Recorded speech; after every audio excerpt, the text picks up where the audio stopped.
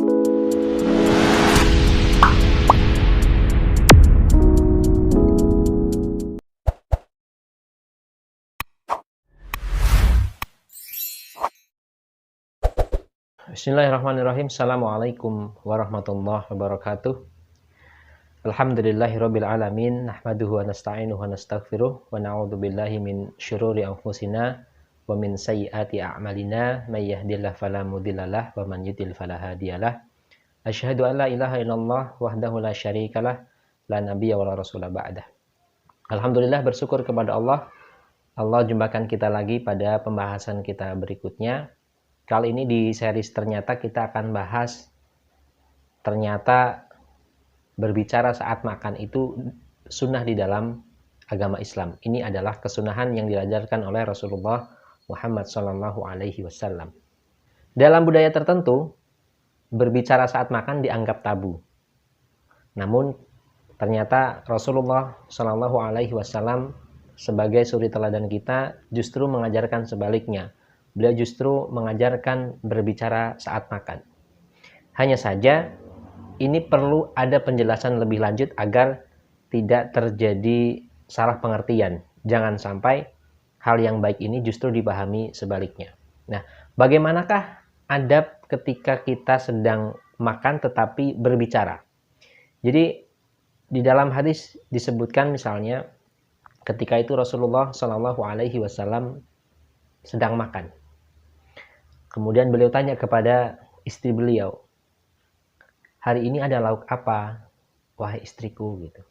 Dijawab, hari ini kita tidak ada lauk apapun selain cuka ini, wahai Nabi Allah. Kemudian Rasulullah minta diambilkan cuka itu, kemudian beliau makan dengan cuka itu, kemudian beliau mengatakan, cuka adalah sebaik-baik lauk. Cuka adalah sebaik-baik lauk.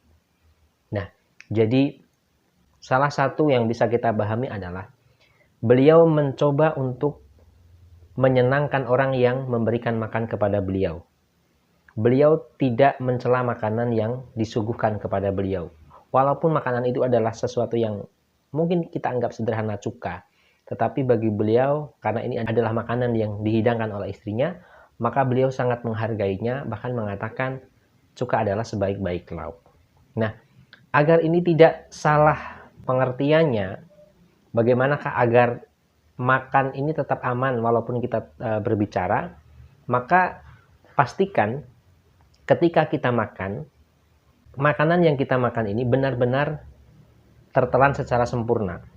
Begitu tertelan secara sempurna, baru itu adalah momen kita bisa berbicara, baik kepada istri, baik teman, baik anak, baik saudara, keluarga, dan sebagainya. Itu adalah momennya. Nah, ketika kita sedang mengunyah makanan, itu tidak dianjurkan untuk berbicara, karena bisa membuat kita tersedak dan itu berbahaya bagi kesehatan. Jadi, berbicara saat makan ini tetap ada waktu-waktu yang harus diperhatikan.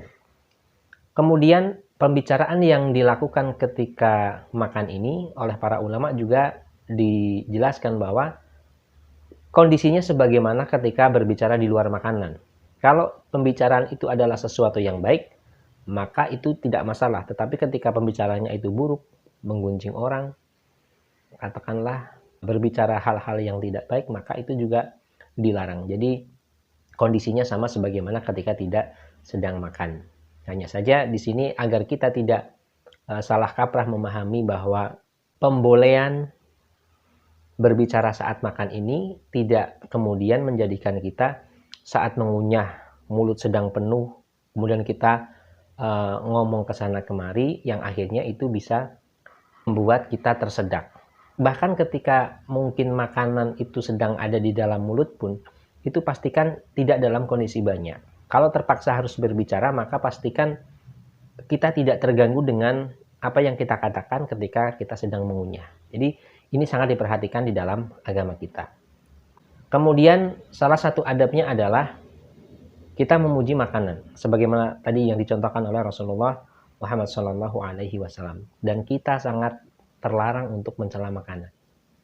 Nah, Imam Nawawi mengatakan bahwa salah satu mencela makanan adalah misalnya mengatakan, ini asin sekali, ini pedas sekali ketika makanan itu sudah terhidang.